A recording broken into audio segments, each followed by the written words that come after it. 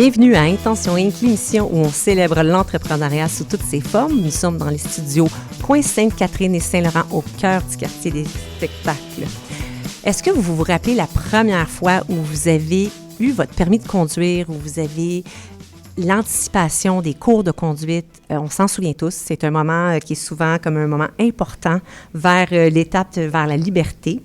Moi, si vous conduisez, avant de parler de moi, si vous conduisez depuis moins de 40 ans, il y a 50 % des chances que vous avez été formé dans l'une des écoles de nos invités. Cette semaine, j'ai le plaisir d'échanger avec Ronan Van de Putte et Marc Thibodeau, copropriétaires et opérateurs du plus grand réseau d'écoles de conduite à travers l'Amérique du Nord, le Groupe Technique. Le Groupe Technique regroupe 160 écoles de conduite, 1000 formateurs et dessert 70 000 nouveaux élèves à chaque année. Ronan Van de Putte a fait ses études à Montréal et est détenteur d'un baccalauréat en administration des HEC ainsi que d'une maîtrise en technologie de l'information, également des HEC. Marc Thibodeau est diplômé en génie mécanique de l'Université McGill. Ils ont cofondé en 2020 une firme en capital investissement, OneLink Capital, et par l'entremise de cette firme, on fait l'acquisition en novembre 2022 d'une part du groupe Technique. Depuis, Ronan Van de Putte agit en tant que PDG du groupe et Marc Thibodeau en tant qu'associé gestionnaire et directeur de la technologie. Ronan et Marc, bienvenue à Intention Inc. Merci. Merci, Sophia.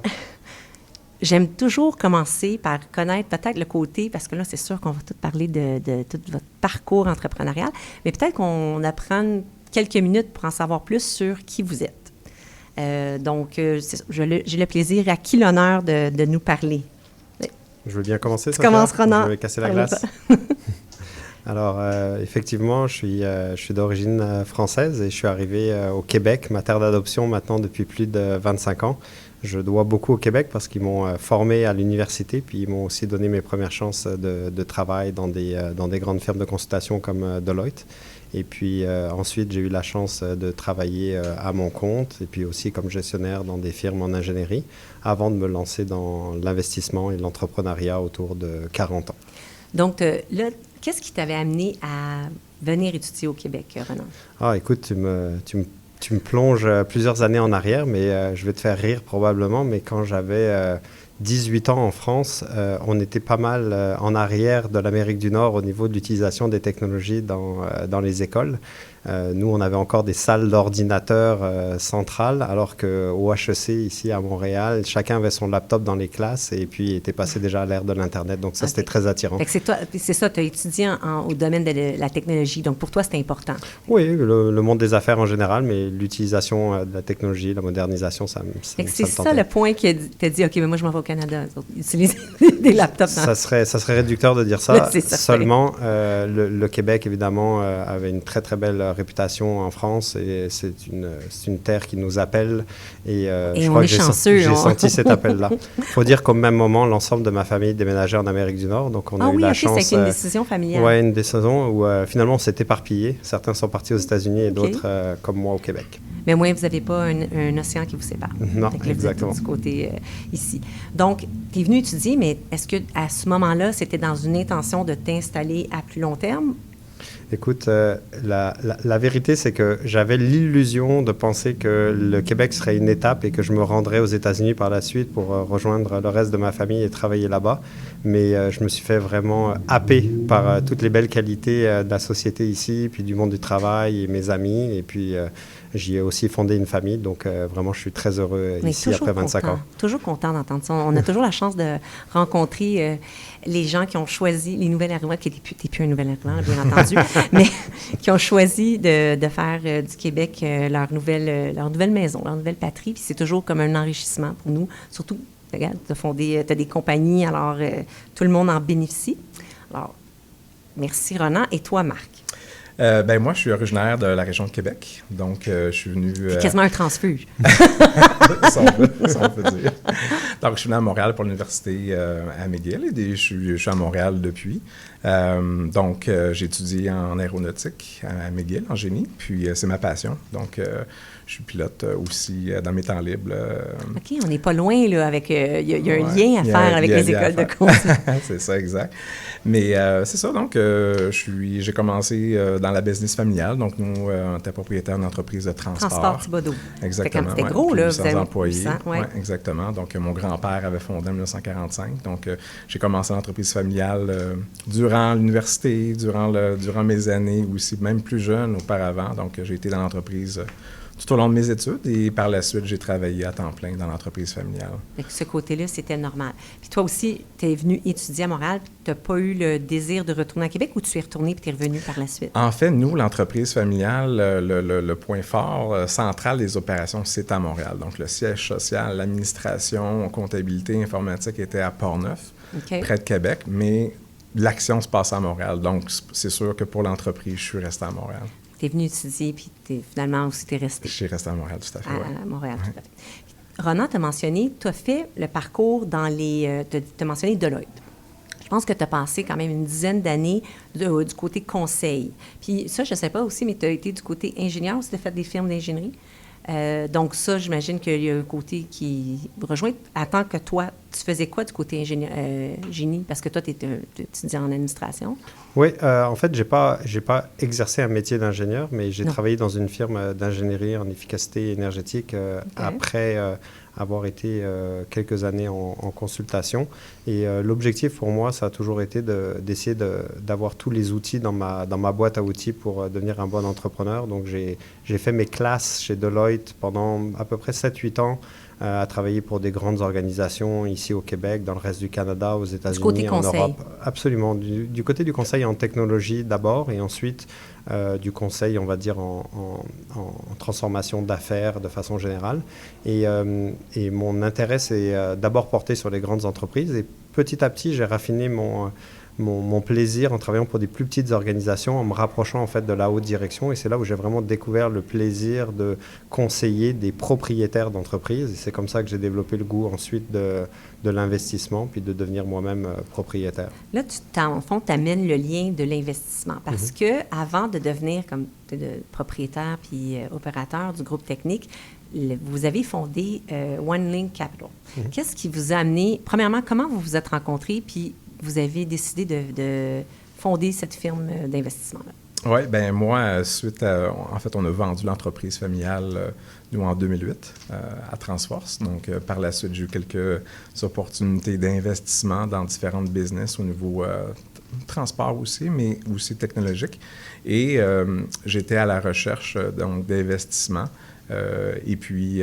C'était quoi le but ultime? C'était juste d'investir ou c'est tu voulais... d'investir et de s'investir. Donc, d'avoir les deux mains dedans, d'être opérateur, donc impliqué dans le day-to-day de la business. Ouais. OK. Tu ne voulais pas juste être un investisseur silencieux. Non. C'était clair dans ta tête que toi, tu voulais t'impliquer. Tout à fait. Et puis, on a une opportunité via un ex-collègue de travail sur une entreprise technologique.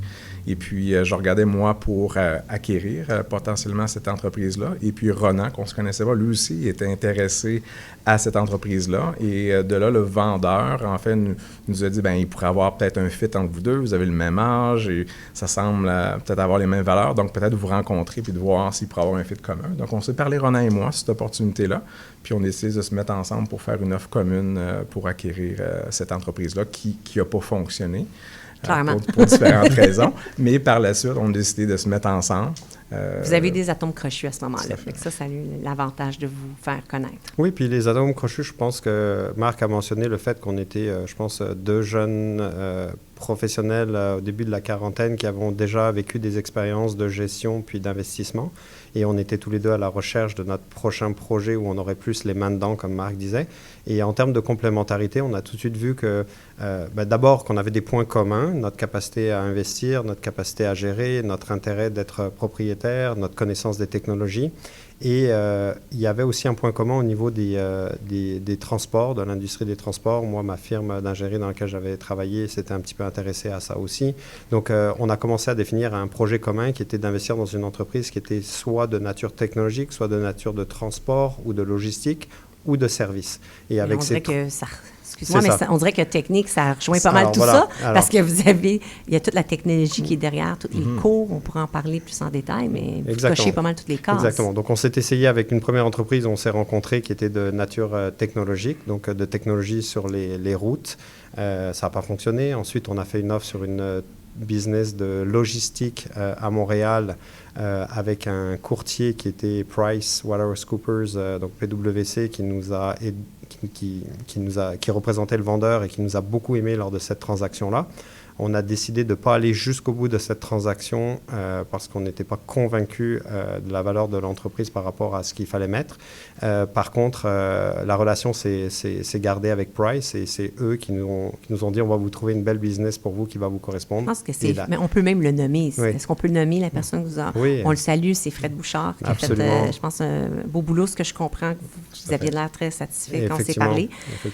Si vous permettez, on reçoit beaucoup d'entrepreneurs, puis là, on parle rarement, parce qu'il y a du reprenariat dans ce que vous avez fait, on parle rarement de comment ça fonctionne quand on décide, on cherche une entreprise. Je vois Ronan, pour ceux qui nous écoutent, qui n'ont pas les images, qui opinent de la tête, on voit rarement justement ce côté-là de à qui on doit s'adresser, comment on se fait accompagner. Ça ressemble à quoi ce marché-là à Montréal quand on veut investir dans une entreprise, puis également l'opérer? Il y a beaucoup de courtiers dans le marché, donc c'est de se faire connaître, c'est d'aller au marché. C'est toi qui dois aller cogner au pas pour dire... c'est de meeting, de se présenter, qu'est-ce qu'on fait, qu'est-ce qu'on recherche. Donc, c'était plusieurs dizaines et dizaines de présentations qu'on a fait. Vous devez vous vendre, vous, en premier pour que ces courtiers-là veuillent vous mettre en contact ou en relation avec des clients potentiels de rachat? Oui, je dirais qu'il y a deux choses à faire. Premièrement, c'est de bien exprimer ce qu'on recherche, parce que partir avec l'idée que juste on cherche une business à acheter, c'est bien trop large. C'est bien trop large et les gens ne pensent pas à vous. Mais c'est mieux d'être plus précis dans ce que tu recherches, quitte à te limiter en théorie par rapport à tes critères de recherche pour que les gens pensent à toi et à partir de là, il va y avoir des opportunités qui vont se créer. Donc ça, c'est une chose, être très clair dans ce qu'on recherche. Et la deuxième chose, c'est essayer de se promouvoir en tant qu'individu en disant qu'on est sérieux dans notre démarche, en disant qu'on a les moyens de le faire, qu'on est capable d'analyser l'opportunité, puis surtout qu'après ça, on va amener l'entreprise à un succès. Mais ce que je dirais, pourquoi tu m'as vu réagir comme ça, Sophia, c'est que c'est un long processus. On peut être chanceux, puis rapidement tomber sur une opportunité. Parfois même, on ne cherche pas, puis on la trouve. Mais c'est pas toujours le cas. Non, c'est pas toujours le cas. Puis parfois, on pense même qu'acheter une entreprise, c'est plus rapide, plus efficace que d'en partir une. Je mettrais un point d'interrogation là-dessus parce que quand on est vraiment très sérieux dans notre démarche, ça peut mettre vraiment du temps à trouver une entreprise. Puis, dans notre cas, on a commencé, en tout cas, avant de rencontrer Marc, j'ai commencé avec une certaine cible d'entreprise, une taille d'entreprise plutôt modeste. Et ensuite, je me suis rendu compte que les vendeurs n'étaient peut-être pas assez sophistiqués, que ces entreprises étaient trop petites par rapport à mon profil, peut-être. J'ai commencé à regarder des entreprises plus grosses. C'est là où j'ai rencontré Marc. À deux, on a pu joindre nos ressources et regarder pour des plus grosses. Et finalement, on s'est fait proposer par PwC une entreprise encore plus grosse qu'on imaginait initialement. Puis c'est là où on a voulu aller chercher aussi des partenaires. Mais c'est un long processus. Dans mon cas, ça a commencé juste avant la pandémie. Ma première offre, je l'ai déposée sur le bureau de vendeurs une semaine avant le lockout de la pandémie en mars 2020. OK. ça va. Et ma transaction de technique s'est réalisée novembre 2022. Novembre 2022, 2 ans plus tard. Donc, pour quelqu'un qui est motivé, oui, c'est ça, on ne penserait pas. On pense, j'ai l'investissement, je suis prêt. On penserait que ça se ferait beaucoup plus rapidement que ça. Mais en même temps, pour la taille de l'entreprise, puis j'imagine, on s'embarque dans une relation à long terme. Tu achètes une entreprise. Je pense que j'aime le côté que tu dis d'être bien conseillé, le côté sérieux. Il faut qu'il y ait un arrimage, il faut que ça fonctionne des deux côtés. Il faut également que le vendeur, j'imagine, donne son sceau d'approbation. C'est parce que toi, tu peux être intéressé, mais pas nécessairement de l'autre côté. Donc, vous avez fait vos devoirs, vous avez été très clair dans ce que vous cherchiez, puis tu as mentionné que PwC, dans une transaction qui n'a pas fonctionné, vous ont aimé. Qu'est-ce que vous pensez qui fait qu'ils vous ont aimé? Bien, il y a notre profil, notre expérience, autant au niveau du transport, de la technologie et la personnalité, les échanges qu'on a eus durant ces rencontres. Je pense que c'est vraiment ça qui a créé un lien avec eux. Puis là, donc, eux autres, ils ont accès à un bassin d'entreprises. Ça ressemble à quoi en ce moment? On sait que, théoriquement, avec les baby boomers, je pense qu'on avait cette conversation-là, Ronan, en pré-entrevue, que l'âge n'est pas nécessairement... Quand un entrepreneur décide de se retirer, c'est plus tard que qu'est-ce qu'on peut s'imaginer. En même temps, quand on y pense, Il y a quand même une logique à tout ça. Oui, tout à fait. Au Québec, il y a beaucoup d'entrepreneurs, il y a beaucoup de business indépendantes et les propriétaires vieillissent. Je pense qu'il y a une erreur qui a été faite dans les projections pour la relève d'entreprise. C'est qu'il a été assumé que les vendeurs, ou en tout cas les propriétaires, seraient vendeurs plutôt autour de 55-60 ans. Et ce qu'on s'aperçoit, surtout dans le domaine des petites business, donc des petites et moyennes, ils s'accrochent. C'est leur bébé. C'est leur gagne-pain, c'est leur plaisir. Parfois, il y a des considérations familiales aussi. Donc, il reste plus longtemps. Donc, la fameuse vague de reprenariat qui a été annoncée depuis 10 ans au Québec, je pense qu'elle est simplement en train d'arriver. Faut aussi ajouter à ça qu'il peut y avoir des facteurs externes. Les facteurs externes, c'est par exemple une pandémie qui peut venir fatiguer les entrepreneurs pour passer à travers ça. Ça peut être aussi le contexte économique avec des taux d'intérêt élevés ou un resserrement ou des pertes de clientèle qui peuvent engendrer des décisions importantes pour les propriétaires. Et évidemment, il y a des facteurs après personnels incontrôlables comme la santé, par exemple, qui peut déclencher des processus de vente. Une vente plus rapidement. Mais donc, en même temps, quand tu le dis comme ça, je peux imaginer, puis on les rencontre tout le temps, les entrepreneurs, comme tu l'as dit, c'est leur bébé. Donc, on peut voir que si tu n'as pas de pression externe comme la santé ou des problèmes économiques, tu vas vouloir la garder, ton entreprise, plus longtemps que ton 55-60 ans. Un entrepreneur ne calcule pas nécessairement le temps qu'il met. Il y a beaucoup d'entrepreneurs aussi qui n'ont pas des fois de hobby on the side. C'est ça leur hobby. C'est la business, sont impliqués. Puis, donc, des fois, quand ils n'ont pas d'activité autre, ils ne se voient pas lâcher l'entreprise. Ouais. Donc, c'est pour ça que tu dis la vague de reprenariat. Donc, il y a du reprenariat qui va être disponible en opportunité, mais pas nécessairement autant qu'on aurait pu penser. Ou peut-être que ça n'a pas été autant planifié. Mais l'important, je pense, c'est qu'il y a des courtiers. Ce qu'on retient aussi de votre histoire, c'est de toquer aux bonnes portes parce qu'il y a des courtiers qui sont au courant des transactions qui ont lieu. Absolument. Puis, il faut y aller en fonction de la taille d'entreprise qu'on recherche. Quand j'ai commencé à chercher des petites entreprises, il était impossible pour moi d'aller taper aux grandes portes de Ernst & Young, KPMG. C'est pas le genre de clientèle absolument que représente. Pas. Alors là, il faut commencer par du bouche à oreille. Il faut aller voir des comptables de quartier. Il faut se faire connaître auprès de son banquier personnel pour voir s'ils ne connaissent pas des business ou des clients qui sont à vendre. Quand tu commences à chercher un petit peu plus gros, là, tu peux aller frapper à la porte de courtiers indépendants qui prennent des petits mandats pour des petites, moyennes entreprises. Puis là, ça t'aide. Ou des comptables, ou des firmes comptables, on va dire, de moyenne taille. Et lorsque tu t'intéresses à des business plus significatives, exactement, là, c'est représenté par les Big Four, mais là, c'est des tailles plus importantes qui nécessitent des investissements plus importants. Donc, en fonction de la taille, il y a toujours des gens qui peuvent t'aider. Et notre effort à Marc et moi, ça a été de nous marketer au marché le plus possible. On a bâti un site web, on s'est présenté, on a monté un plan d'affaires, on a montré qu'on avait les moyens, qu'on avait le savoir-faire. On est allé se présenter aux banquiers, aux comptables, aux courtiers, aux fonds d'investissement aussi. Ça, c'est un autre angle d'attaque pour trouver une business parce que les fonds d'investissement reçoivent toujours des opportunités. Ils ne les prennent pas toutes, ils en rejettent. Parce qu'ils ne veulent pas opérer, c'est ça. Eux autres, ils ont besoin d'un investisseur opérateur également. Ça peut être qu'ils les rejettent parce que ce n'est pas leur critère, ce n'est pas leur taille d'entreprise. Donc, tu peux vivre potentiellement d'opportunités qui ont été rejetées par d'autres. Ou sinon, tu peux travailler en collaboration avec un fonds d'investissement qui cherche des opérateurs. Et tout ce qu'on vient de parler là dans les 5 dernières minutes, c'est un peu ce qui s'est passé pour Technique, c'est-à-dire la belle relève familiale et le côté collaboration avec un fonds d'investissement. On va justement parler de la transaction, mais juste avant, je voulais juste boucler la boucle par rapport à OneLink Capital. Parce que vous avez décidé, vous auriez pu décider de dire, OK, on va se faire connaître et acheter une entreprise, mais pas nécessairement par une firme d'investissement où ça, c'était comme une façon plus facile d'y arriver. Est-ce que c'était nécessaire d'avoir votre firme de capital pour investir ou vous auriez pu le faire directement en tant que individu, c'est ça. Pourquoi vous avez été motivé par la firme d'investissement au départ? On a créé en fait une enveloppe, là, une structure. Un véhicule qui nous permettait de nous présenter de façon plus simple au marché. Vous êtes regroupés. C'est ça. Et si on était pour envisager une transaction, quand tu l'envisages au niveau individuel, ça peut amener des complications, alors que si tu es une firme, c'est très simple. Tout à fait. Je voulais juste voir votre point de vue, être sûr, parce que c'est comme ça que je le comprends.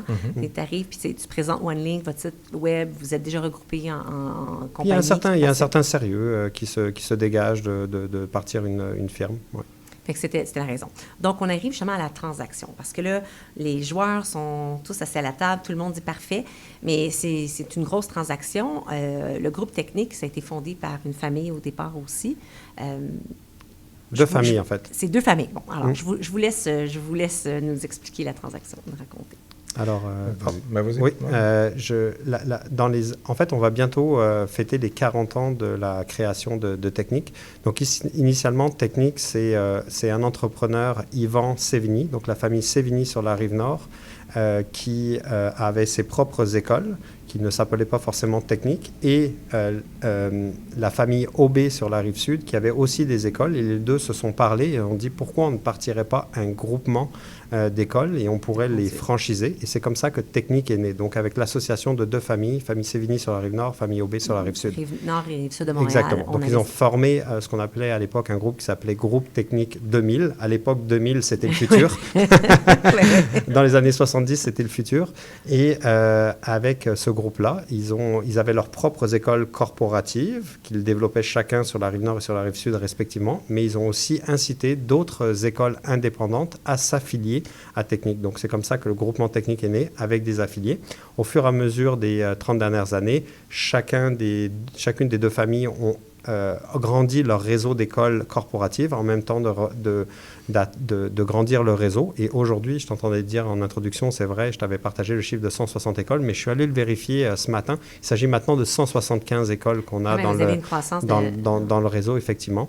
Et donc, ça a été parti par ces deux familles-là. Et nous, on est arrivés en novembre 2022 pour prendre la relève de cette famille. D'ailleurs, une relève qui s'est effectuée après 2 générations de gestion, puisque Yvan Sévigny, du côté de la Rive-Nord, a laissé la place graduellement à ses 2 filles qui ont pris la relève de la gestion. Et nous avons pris la relève des 2 filles Sévigny. Mais je pense qu'il y a encore... ils ont encore une implication, la famille Sévigny, un peu dans Technic. Ils ne se sont pas retirés à 100%. Ils cherchaient des partenaires qui prendraient le contrôle. Est-ce que je me trompe quand...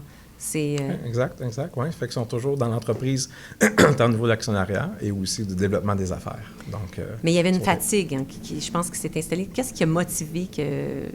On a dit on veut être impliqué encore un peu, mais plus autant. On cherche d'autres gens pour prendre un peu la relève. Oui, c'est intéressant. Puis on va faire un lien avec notre discussion tout à l'heure sur le processus de relève. Moi, je veux vraiment lever mon chapeau à la famille Sévigny et à la famille Aubé. Parce que ce sont 2 familles qui ont d'abord bâti, il faut le reconnaître, un fleuron québécois dans les 30 dernières années. Ça ne fait pas la presse tous les jours, ça ne cherche pas les projecteurs, c'est discret, mais on parle d'une compagnie qui forme, comme tu le disais, plus d'un conducteur sur 2 au Québec depuis 30 ans et qui est vraiment un modèle d'affaires un petit peu extraterrestre dans son industrie. Et la famille Sévigny et la famille Aubé ont, contrairement à d'autres entrepreneurs qui se rendent au bout du rouleau et qui vendent leur entreprise quand ils sont contraints de le faire, la famille Sévigny, la famille Aubé ont reconnu qu'ils avaient écrit déjà une belle histoire pour Technic et que aussi, coïncidemment avec la pandémie, la fatigue un petit peu entrepreneuriale s'est installée. Et avant d'arriver au bout de ça, se sont dit c'est le temps d'aller chercher de l'énergie nouvelle. Et c'est comme ça qu'ils ont pensé à mettre en vente leur entreprise, mais pas vraiment en vente, plutôt aller chercher des partenaires. C'est ça la différence. Donc, ils ont dit on va rester là, mais on a besoin d'un souffle nouveau pour écrire le prochain chapitre de Technic. Et c'est comme ça qu'ils l'ont mis en marché, qu'ils ont été chercher des partenaires. J'aime ça qu'on partage parce que dans le fond, c'est une autre facette de l'entrepreneuriat. Tu as comme partir l'entreprise. Après ça, tu as racheté complètement l'entreprise. Là, on voit un autre modèle qui est de racheter une partie d'une entreprise avec la 2e génération des fondateurs qui est encore impliquée. Fait qu'on voit encore un autre modèle. Puis c'est sûr que d'aller chercher des partenaires externes, ça insuffle un nouveau, quelque chose de nouveau dans l'entreprise. Parce que quand tu es tout le temps impliqué, vous amenez votre expertise, les deux, chacun. J'imagine que ça a joué dans la balance pour dire, OK, c'est eux qu'on veut. Parce que s'il y avait juste voulu de l'argent, bien là, c'est des fonds d'investissement silencieux. Il n'aurait pas pris des gens qui disent, on veut s'impliquer. Donc, c'est super intéressant. On va y revenir, mais tu as mentionné, Ronan, que c'est un modèle d'affaires extraterrestre. Alors, c'est sûr que ça serait le fun de peut-être qu'on élabore sur qu'est-ce que tu entends par modèle extraterrestre. En fait, c'est peut-être pas le bon terme, modèle d'affaires, mais en tout cas, on est une entreprise un peu qui sort de l'ordinaire dans notre industrie. Pourquoi? Parce qu'on a une taille qui nous différencie énormément des autres. Dans l'industrie des écoles de conduite, ce qu'on a l'habitude de percevoir, c'est beaucoup de travailleurs indépendants, de commerces indépendants, qui travaillent souvent avec la présence d'une personne qui fait un petit peu tout dans l'école de conduite, là, qui est à la fois à la réception, qui fait les cours de conduite théorique, pratique, qui répond au téléphone et qui, quelque part, arrive à avoir sa petite business et son salaire comme ça. Technique, c'est un modèle d'affaires qui a consisté à consolider des écoles corporatives et créer un réseau. Donc, c'est sûr qu'on a une taille différente qui nous permet d'être véritablement... C'est ça, le plus gros réseau en Amérique du Nord et qui nous permet donc d'avoir une structure d'une véritable entreprise avec des vraies fonctions d'affaires comme les finances, comme les technologies. Tu es en train de me dire que toi, tu ne fais pas de la formation, des cours en ligne? Au grand regret de mes enfants qui espèrent de m'avoir un jour comme moniteur. Ah oui, okay. Donc, il va falloir que je me certifie. Tu n'es pas comme Martin Matt, là, donc tu serais un bon pédagogue, parce que moi, je garantis que mes enfants n'auraient pas voulu que je remonte à conduire. Je ne suis pas forcément... je ne fais pas exception à l'expression « le cordonnier mal chaussé », mais en matière de conduite. Petite anecdote, juste tantôt, dans l'introduction, quand on disait 40 ans, j'ai pris mes cours de conduite à l'école technique de la Rive-Nord, une des écoles, et mes 2 enfants ont pris les cours dans la même école, les mêmes locaux. Ah oui. Plus tard. Je trouvais ça sympathique quand on regardait... quand on regardait l'histoire entrepreneuriale. Donc, mais Marc, Ronan mentionne que vous avez des affiliés et des écoles corporatives également. Donc, peut-être juste nous expliquer c'est quoi le modèle, puis vous mentionnez très spécifiquement affiliés et non comme franchisés. Oui. Donc, peut-être nous éclairer sur cette différence. Bien, en fait, c'est affilié, franchisé, il y a une responsabilité qui est différente ou un contrôle qui est plus différent au niveau d'un modèle franchiseur. Donc, nous, c'est un modèle plus d'affiliés. Donc, il y a moins de contrôle de nous, l'affiliateur, sur nos affiliés. Mais nous, nos écoles corporatives, on a le territoire de l'Outaouais, de Lanaudière, Laurentides, jusqu'à Mont-Tremblant, Laval, jusqu'à Trois-Rivières et Montréal ça, aussi, bien sûr. Ça, c'est vos écoles. Corporatives, exactement. Et on a des affiliés sur la Rive-Sud de Montréal, on a Québec, dans toutes les régions du Québec. Donc, c'est des affiliés. On a environ 25 à 30 affiliés. C'est ça que j'ai demandé. C'est quand même restreint. Donc, vous avez le gros quand même le gros du réseau. En nombre d'écoles, ce sont des écoles corporatives. Corporatives, oui, qui nous appartiennent. Qui vous appartiennent. Oui. Donc, c'est là la différence avec l'affilié. Puis, la Rive-Nord, en tout cas, tu as mentionné le territoire. Comment vous avez choisi et où de grossir de 15 écoles? Parce que là, vous êtes encore en expansion, ce que je comprends. Oui, alors, comme le disait Marc, il y a des écoles corporatives et affiliées. On a à peu près aujourd'hui 75 écoles corporatives sur les 175 qui existent au Québec. Notre territoire, Marc l'a décrit, qui part de Gatineau jusqu'à Trois-Rivières en montant jusqu'à Tremblant en incluant une partie de Montréal. Et donc, notre croissance s'est faite dans notre territoire par respect pour nos affiliés. Nos affiliés croient dans leur territoire et nous faisons notre croissance dans notre territoire.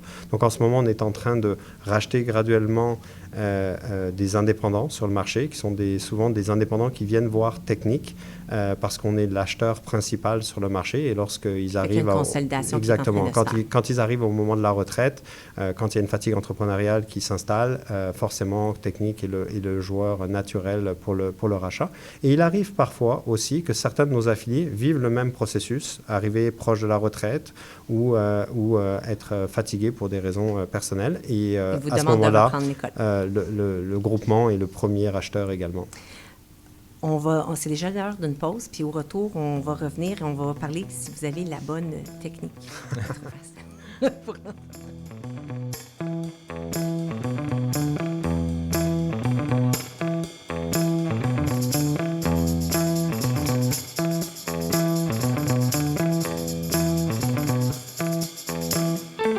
Nous sommes de retour pour cette deuxième partie d'Intention Inc. en compagnie de Ronan Van de Putte et Marc Thibodeau, copropriétaires du réseau d'écoles de conduite, le groupe Technique. Alors, messieurs, avant qu'on parte pour la pause, je vous demandais si vous aviez la bonne technique. Très facile comme allusion. Quand je parle de la bonne technique, c'est probablement, serait le fun de savoir, c'est votre approche maintenant que vous faites partie du groupe. J'imagine que vous aviez une vision quand vous avez repris l'entreprise, vous avez partagé avec la famille qui est restée en poste, puis entre vous deux, qu'est-ce que vous vous êtes mis comme objectif pour le groupe technique? Ben, écoutez, ce qui est sûr, c'est qu'il faut voir ça comme une aventure. Hein.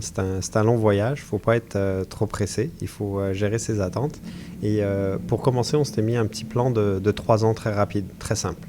On s'est dit que la première année, ça allait être une année de transition où il faut faire sa place, il faut apprendre à connaître l'industrie aussi, parce que pas vrai que quelqu'un connaît parfaitement l'industrie des écoles de conduite avant de rentrer en matière. Comme je le disais, c'est unique technique. La deuxième année, on s'est dit que c'était une année où on allait peut-être optimiser, puis réparer, où on pensait que ça avait besoin d'être réparé. Puis la troisième année, ça a été une année où on avait commencé à prendre notre air d'aller pour une croissance. Là, vous êtes dans la troisième année. En fait, on est en train de finir la deuxième année. C'est vrai. Alors, novembre 2022, novembre 2024, vous allez finir la deuxième année. Donc ça a été notre plan de base, mais c'est surtout de s'intégrer humainement dans l'entreprise. Puis? Ça se passe bien? En ondes, non, c'est un catastrophe. Ouais. Non, vous avez l'air sincèrement content. Donc, ça se passe bien, mais ça doit être tout un défi. C'est gros, là. C'est gros. Oui, on a une bonne équipe en place, une belle collaboration au travers les gens. On a des bonnes personnes. On a été chercher aussi des personnes qui sont joints à l'équipe. Qui vous êtes allé chercher? C'était quoi? Vous avez des postes clés qui... Qu'est-ce que vous avez dit qui manquait? Oui, on pensait que le département des finances allait être mis davantage sous pression avec l'arrivée d'investisseurs professionnels comme nous. Donc, on est allé chercher quelqu'un avec un background, donc avec un titre et une expérience aussi dans le domaine de l'audit.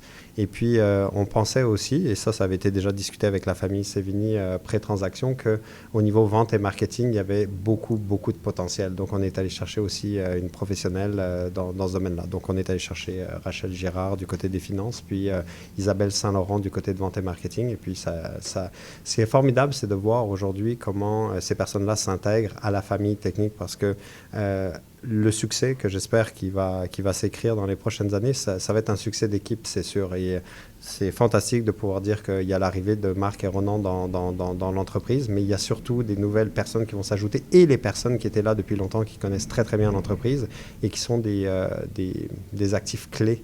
Et c'est vraiment l'intégration, il faut que la sauce prenne entre tout le monde, puis ça, c'est vraiment la plus grande fierté quand ça arrive. C'est sûr, c'est là que ça avance le mieux. Mais vous, comment vous vous êtes partagé entre vous deux? Qui fait quoi? Comment ça s'est fait, le travail entre vous deux? Ben Ronan, naturellement, est un leader, est un très bon communicateur. Donc, naturellement, Ronan a pris ce côté-là, c'est ça. Et moi, de par mon expérience passée au niveau technologique, j'ai pris le rôle au niveau de la technologie. Donc, il doit y avoir des défis énormes. Vous avez 1000 formateurs en moyenne. Juste de recruter et de la logistique de tous les cours qui se prennent, 70 000 élèves, les défis technologiques, logistiques, que tout ce monde-là aussi, de RH, ça doit être énorme. Oui, la gestion est très, très importante. Donc, il y a un certain taux de roulement dans nos moniteurs, mais ça prend les bons systèmes en place pour pouvoir gérer cette entreprise-là. Et de là, justement, mon implication pour mettre les bons systèmes en place, pour bâtir sur du solide pour la croissance, pour pouvoir optimiser. Donc, il faut avoir les bons outils en place. Puis, donc, c'est ça. Donc, pouvoir commencer à gérer avec de la donnée, donc avec de l'information. C'est un changement un petit peu dans la culture de l'entreprise. Donc, c'est ça que vous êtes en train de faire en ce moment, tout prendre les données pour voir comment voyez-vous l'évolution du domaine des cours de conduite? Est-ce que vous pensez que ça va changer? Est-ce que les autos vont finir par se conduire seuls, puis le modèle d'affaires va changer? Je pense que c'est certain qu'il va y avoir des grands changements dans l'industrie. Puis parfois, ça est arrivé, même que dans notre entourage, on nous demande, mais vraiment, vous avez investi dans des écoles de conduite, c'est pas la fin de l'industrie bientôt, avec la conduite autonome, avec les véhicules électriques. Et tout ça est tout à fait vrai. On le voit déjà, il y a des voitures qui conduisent de façon autonome. Plus précisément, c'est dans le sud des États-Unis en ce moment que ça se fait le plus, parce que les conditions climatiques et les conditions d'architecture urbaine conviennent mieux. Puis les trous à Montréal sont peut-être moins... C'est ça. On a une sorte de... Vous savez, en business, on parle parfois de barrière à l'entrée. Bon, ben là, il y a une barrière naturelle qui nous protège un peu de ce risque-là au Québec. C'est qu'on a un climat particulier, puis on a des architectures aussi parfois spécial. Orange. Exactement. Donc, mais tout ça s'en vient, c'est certain. Donc, la question, c'est pas si ça s'en vient. C'est quand? C'est quand. Et nous, notre calcul, c'est que on a encore des bonnes années devant nous dans le modèle traditionnel, mais que nous allons avoir, Marc et moi, et avec notre équipe, la capacité de réfléchir à comment le modèle va évoluer dans les prochaines années et de se préparer à ça. Et ce qu'on ne veut pas être, c'est le blockbuster de l'industrie qui résiste contre vent et marée et qui pense que le modèle de la location en magasin va encore à ne pas faire. Alors, on ne sera pas le blockbuster de l'industrie. On va devenir le Netflix et le Uber de notre industrie. D'ailleurs, à propos de Uber, la déréglementation de l'industrie des écoles de conduite a déjà débuté dans le monde.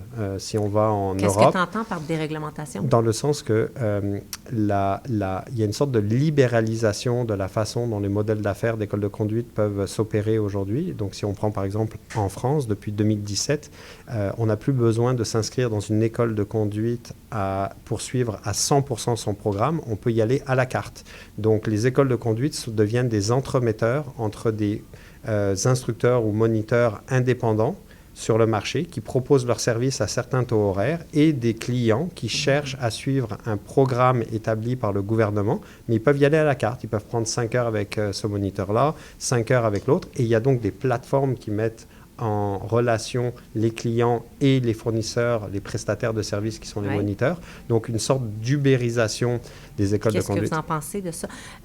J'ai tellement de questions, comme aussi, est-ce qu'on conduit bien au Québec? On veut-tu vraiment enlever des cours? Le nombre d'heures, si on pourrait en parler aussi. Je pense que vous êtes en train de développer la semaine de la bonne conduite qu'on va se parler, mais commençons juste votre vision par rapport à cette déréglementation-là, parce que ce que j'entends, c'est qu'il va y avoir une perte d'uniformité. Quelqu'un va pouvoir aller chercher son permis de conduire un petit peu à la carte. Bien, premièrement, on veut pas annoncer quelque chose qui n'existe pas aujourd'hui. C'est quelque chose on est en train d'envisionner et de dire que les forces du marché sont celles qu'elles sont et qu'un jour viendra où probablement les forces du marché influenceront les autorités légales. Entre autres, dans notre industrie, c'est la SAC qui gouverne l'industrie. Et jusqu'à maintenant, la SAC joue un très, très bon rôle pour améliorer la sécurité routière au Québec en assurant la formation obligatoire des cours de conduite. 2, en assurant que les employés qui forment les élèves sont des employés certifiés selon certains standards. Donc, on est très heureux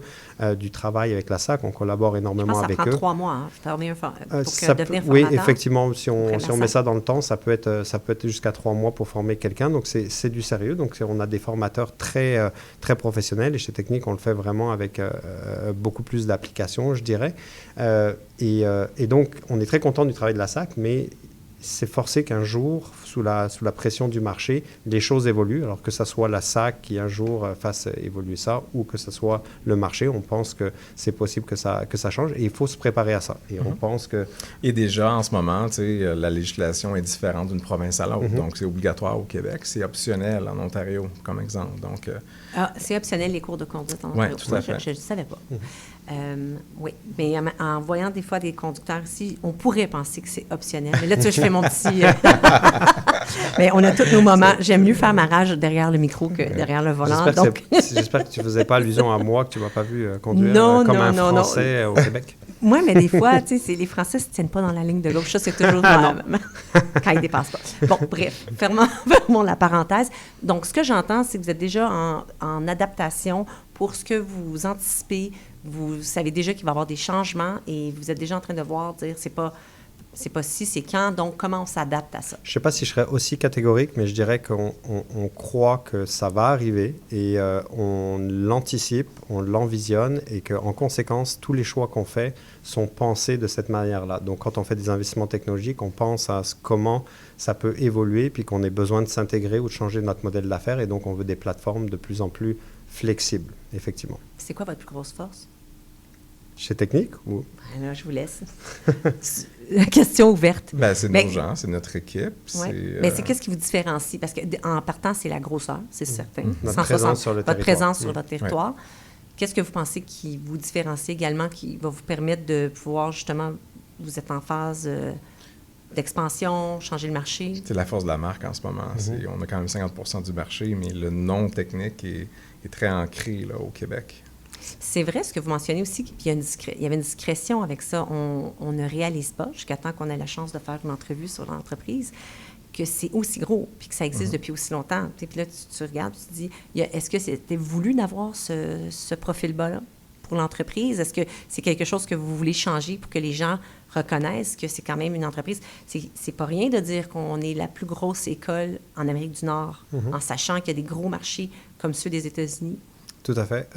Je pense qu'on ne veut pas forcément changer la culture humaine parce qu'on ne cherche pas la gloire, on ne cherche pas à faire les premières pages des journaux, ce n'est pas ça l'objectif. Par contre, essayer de mettre en avant les qualités techniques pour que de plus en plus de clients viennent vivre cette expérience-là chez nous, ça, je pense qu'on ne doit pas s'en cacher, on ne doit pas être gêné de ça. Et quand tu parlais de la force, effectivement, c'est la présence sur le territoire, c'est la force de la marque, mais je veux aussi saluer la qualité de nos enseignants. On met beaucoup, beaucoup d'efforts à former nos enseignants, à en prendre soin. Et c'est pas pour rien que chez Technique, on a des enseignants qui sont là depuis 10 ans, 15 ans, 20 ans. On les rencontre régulièrement, ces enseignants, dans nos différents événements. C'est formidable de voir ces gens-là. Parfois, tu mentionnais de ton côté... J'espère que mes enfants ont pas eu les mêmes que moi j'ai eu, par contre. Je suis sûr que c'est arrivé chez Technique que quelqu'un est enseigné aux parents et aux enfants. Ça se peut, oui. C'est sûr. Mettons qu'ils étaient plus jeunes, oui. Ouais, c'est ça. Donc ça, la qualité de l'enseignement, c'est vraiment quelque chose. Puis je dois dire aussi que depuis la pandémie, on a vécu encore un succès encore plus accéléré parce que notre capacité à nous digitaliser, donc à pouvoir... Vous avez dû vous adapter vite. Exactement, pouvoir s'adapter à des cours virtuels rapidement, à pouvoir s'inscrire rapidement, à pouvoir gérer un dossier en ligne, même s'il y a beaucoup d'améliorations encore à apporter, puis on est en train de travailler dessus. Ça nous a différenciés sur le marché, c'est sûr. C'est sûr, je n'ose pas ouvrir la porte de la pandémie mais en même temps, c'est incontournable. Presque, ça a dû changer énormément la façon que vous opérez parce que du jour au lendemain, les cours ne se donnaient pas en ligne avant. Non. Puis là, maintenant, j'imagine qu'il y a une bonne proportion qui continue à pouvoir se donner en ligne pour la portion... la grande majorité de nos cours sont toujours encore virtuels. C'est ça. Quelques écoles et pas la portion affiliés... pratique. Non, pas pratique, mais vraiment théorique. Sauf aussi en présentiel, mais c'est vraiment une faible partie. Là. Fait que c'est sûr, lors de la pandémie, ça a été vraiment un choc là, drastique là, de passer en présentiel vers le virtuel. Mais en même temps, ça, c'est bien parce que maintenant, je suis certaine que pour beaucoup, ça fait leur affaire de pouvoir prendre le cours à des heures plus flexibles de la maison pour cette portion-là. Je voudrais en parler plus longtemps, mais je vois le temps qui file, puis il y a plein de choses sur lesquelles je voudrais aborder. La semaine de la bonne conduite, peut-être avant de parler de la semaine de la bonne conduite, est-ce qu'on conduit bien au Québec? Bon, je pense que tout le monde peut constater au quotidien lorsqu'il sort qu'il y a plusieurs infractions sur la route. Mais si on y va avec les chiffres les plus importants... Oui, c'est ça. J'imagine que vous avez des chiffres. Comment on se compare? Bien, c'est ça. Ce qui est important, c'est vraiment la sécurité routière. Donc, ultimement, on essaie de mesurer, en fait, les accidents. Puis, on regarde les différents types d'accidents. Les accidents qui causent des blessés, puis les accidents qui causent des morts. Et si on regarde à l'échelle des 10, 15, 20 dernières années, on voit de façon vraiment très claire que la formation obligatoire de conduite a créé des résultats très positifs. Il y a de plus en plus de voitures sur les routes et il y a de moins en moins de morts sur les routes. Excellente nouvelle. Donc ça, c'est très, très positif. Si maintenant on regarde de façon plus micro dans les dernières années, il y a un thème quand même qui s'est développé, c'est les usagers vulnérables. Donc, on met dans cette catégorie, ce sont les piétons, ce sont les cyclistes. On a entendu beaucoup d'accidents, beaucoup trop d'accidents, et c'est malheureusement des drames à chaque fois pour les familles. Donc, aussi bien au niveau de la SAC qu'au niveau des écoles de conduite, il y a une grande prise de conscience au niveau de qu'est-ce qu'on peut faire pour améliorer la sécurité des usagers vulnérables. Et donc, on est en train de travailler ensemble des programmes, de mettre l'accent dans nos cours. Vous êtes à l'avant-plan de ça. Exactement. En plus du plan de la ministre au niveau des Transports et du Développement durable, qui a investi des sommes pour sécuriser des artères, pour créer des infrastructures plus sécures, justement. Donc, permettre aux villes de débloquer des budgets pour ralentir la vitesse à certains endroits critiques. Donc, ça va protéger les usagers vulnérables. Mais le travail, on ne s'en cachera pas, il est infini, dans le sens que ça ne s'arrête jamais. Ça ne s'arrête jamais. Mais c'est intéressant de voir que vous, c'est sûr qu'avec votre volume, vous regardez les tendances, c'est vous êtes à l'avant-plan. Vous formez les prochains conducteurs. Donc, vous êtes capable d'adresser les points comme justement, s'il y a des faiblesses au niveau de la sécurité, vous êtes capable déjà de dire, bien, on va mettre plus de temps dans le cours sur ce point-là. C'est ça qui est intéressant de voir. Là. Vous êtes des acteurs de changement. Et faire des recommandations à la SAC pour changer la réglementation, puis partir des nouveaux programmes. Puis, il faut aussi suivre la tendance. Il y a des nouveaux véhicules qui arrivent sur le marché. Oui. Il y a, d'abord, il y a l'électrification, pas seulement des autos, mais on va bientôt voir l'arrivée des motos électriques sur le marché. Donc, c'est différentes bébelles sur les routes qu'il faut gérer un petit peu différemment, sans compter tous les autres types de véhicules qui ont récemment fait les nouvelles au Québec, donc les trottinettes électriques, les mini-motos électriques. Donc, tout ça, ça contribue à la mobilité. Mais il faut savoir l'encadrer, puis il faut savoir éventuellement aussi former, prévenir les accidents en matière. Donc là encore, des évolutions constantes dans notre industrie. Vous n'avez pas fini de vous amuser, messieurs. La semaine de la bonne conduite, c'est quoi et pourquoi? En fait, c'est une toute nouvelle initiative qu'on vient de lancer cette année. Puis on va dire que c'est un peu la première année, donc c'est la pré-année de lancement.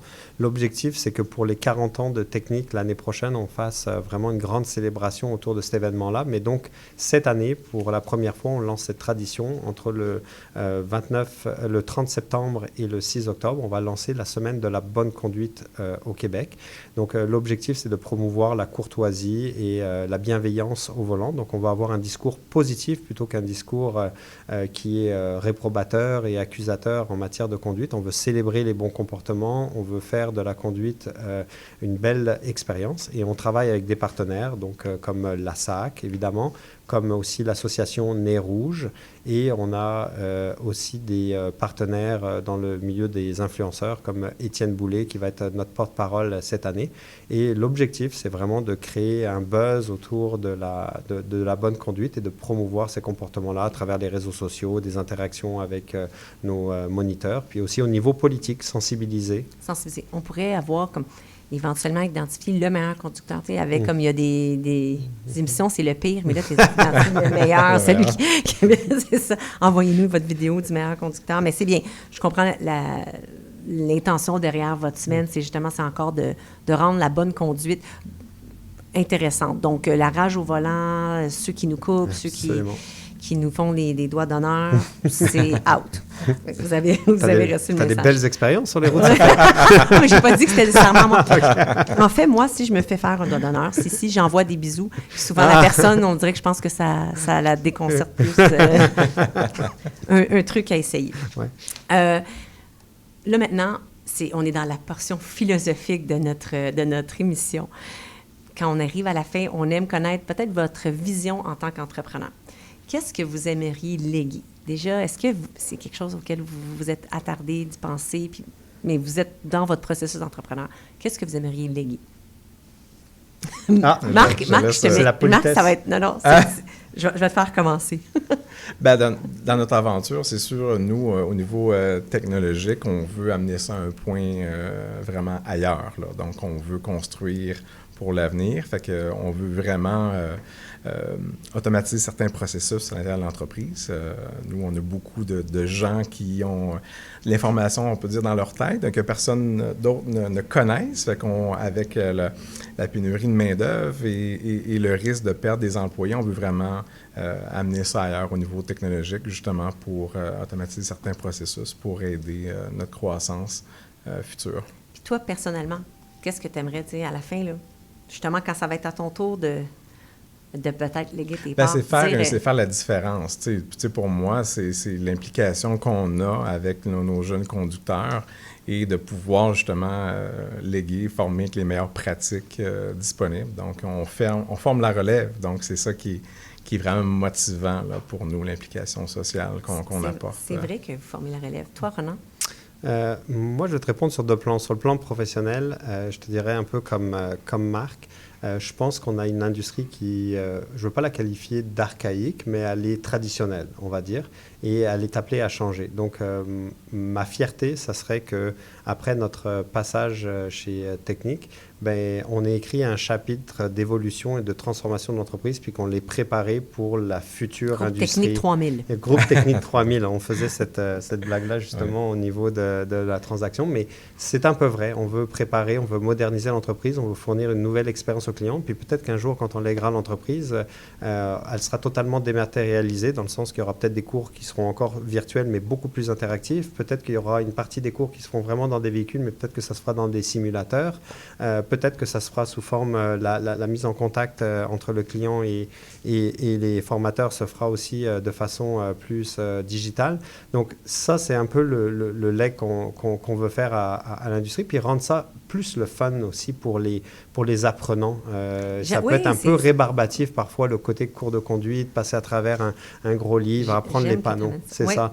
Donc, on veut changer l'expérience des clients, puis on veut que ça soit le fun, puis on veut que cette expérience, ça se trouve avant tout chez Technique. Donc ça, c'est pour le côté professionnel. D'un point de vue personnel, je mettrais ça plus dans un contexte peut-être de réalisation entrepreneuriale. Moi, j'ai eu la chance de grandir dans une famille où il y avait des entrepreneurs et j'ai beaucoup appris de ma famille de ce côté-là. Je suis content de pouvoir maintenant vivre ma propre aventure. Puis je crois que ce que j'ai envie à l'intérieur de moi, c'est d'inspirer mes enfants. Ça ne veut pas dire que je tiens absolument qu'ils soient entrepreneurs, mais juste leur montrer que dans la vie, quand tu as des aspirations, puis tu as des rêves, ben, tu peux te donner ces moyens-là, puis en travaillant fort, puis surtout en t'entourant des bonnes personnes, leur montrer que c'est un travail d'équipe, puis que ça se fait avec des gens, puis que la famille Sévigny, plus tard, elle regarde ça puis elle dit, ben mon Dieu, ce qu'on a fondé dans les années 70, il y a des gens de l'extérieur de la famille qui ont adopté notre culture et qui ont amené ça encore plus loin, puis on en est encore plus fiers, puis là, on est encore capable de le livrer peut-être dans les mains de quelqu'un d'autre un jour. Ça serait formidable. C'est inspirant. Justement, là, pour les jeunes entrepreneurs qui nous écoutent, ça serait quoi les conseils que vous leur donneriez? Parce que là, les deux, puis avant ça, les deux, vous avez mentionné, Marc, toi, tu as travaillé dans l'entreprise familiale, puis là, Ronan, tu viens de nous dire aussi que tu étais entouré d'entrepreneurs. Est-ce qu'on est ou on devient entrepreneur? Wow, ça c'est une grosse question. Je pense pas que j'aurais envie de répondre de façon catégorique comme l'un ou l'autre. Je pense qu'il existe tous les modèles. Pour moi, ça s'est matérialisé par le fait que quand j'étais petit, les fins de semaine, mon père m'emmenait dans son lieu de travail, puis il y avait des bureaux, puis il y avait une usine, il y avait des machines, il y avait des produits qui rentraient dans la machine, il y avait quelque chose qui se passait à la machine, puis il y avait un produit qui sortait, puis ça sortait à l'expédition, puis il y avait des clients. Puis tout ça m'a fait un petit peu rêver, puis je me suis dit un jour, moi aussi, je pourrais peut-être vivre cette aventure-là, cette expérience-là. Donc, moi, je ne peux pas dire que je suis né entrepreneur, mais j'ai été exposé à ça, puis ça m'a fait rêver. Dans le cas de Marc, quand on baigne là-dedans, c'est sûr que ça nous inspire. Hein? Puis c'est une passion un peu qui se partage dans la famille. Donc, et l'expérience qu'on vient chercher en étant dedans. Donc, ça facilite le passage. Disons, même, on ne saura jamais vraiment si on est ou on le devient, mais c'est sûr que d'être entouré d'entrepreneurs, ça facilite le passage. Donc, ça nous revient à mon autre question. Quel conseil vous aimeriez léguer? Là? Il y a des jeunes... Quand je dis jeunes entrepreneurs, ça peut être du monde qui sont d'un certain âge, mais qui vont se lancer dans l'entrepreneuriat pour la première fois. Quel conseil que vous retenez de votre expérience? Moi, je dirais c'est de croire en soi, d'avoir la foi qu'on ne peut pas avoir la réponse à toutes les questions, puis qu'à un moment donné, il faut se lancer. C'est sûr qu'il y a des manières plus intelligentes de se lancer que d'autres, mais il faut trouver le bon équilibre. Non, mais ce que je veux dire, c'est que ça vaut la peine de bien s'entourer, ça vaut la peine de réfléchir et de, comme on dit, bouncer des idées avec quelques personnes qui peut-être ont déjà fait ce cheminement-là préalablement, qui peuvent te sauver de potentielles erreurs. Mais, comme des groupes entrepreneuriaux auxquels on peut participer. Ça peut être dans le cadre de ton travail, ça peut être dans ta famille, ça peut être dans des réseaux d'entrepreneurs, comme tu le dis, ou d'investisseurs. Donc, ça vaut la peine de croire en soi et de se lancer, parce que c'est vraiment en avançant que les réponses, tu les vois. Tu les vois pas pas trop en avance. Non? Donc, il faut creuser ta grotte, puis au fur et à mesure que tu avances, tu vas voir ça. Dans le fond, se faire confiance puis se lancer aussi, c'est ça, pour bien s'entourer. Marc? Bien, c'est sûr, dans les prochaines années, il va y avoir beaucoup d'opportunités d'entrepreneuriat. Donc, je pense que ça devait bien cibler ce qu'on cherche, ce qu'on veut. Donc, il va y avoir plein de possibilités, mais c'est de savoir bien cibler ce qu'on recherche, puis de persévérer, de ne pas lâcher. Merci énormément pour ces mots de sagesse. Peut-être que mes petits-enfants, si j'ai la chance d'en avoir, auront également la bonne technique. Alors, Ronan Van de Putte, Marc Thibodeau du groupe Technique, c'était un plaisir d'échanger avec vous. Merci d'avoir participé à notre émission Intention Inc. Merci à Gilles Lamarche qui est à la mise en onde. Merci à Sophie à la technique. Et c'est un plaisir de partager avec vous chaque semaine le secret de succès de personnes qui ont su passer de l'intention à l'action. Nos épisodes sont en réécoute sur les diverses plateformes YouTube, Spotify, Apple Podcasts. Alors, on vous donne rendez-vous la semaine prochaine, jeudi midi, pour une prochaine rencontre et on vous dit à très bientôt. Merci. Merci Sophia.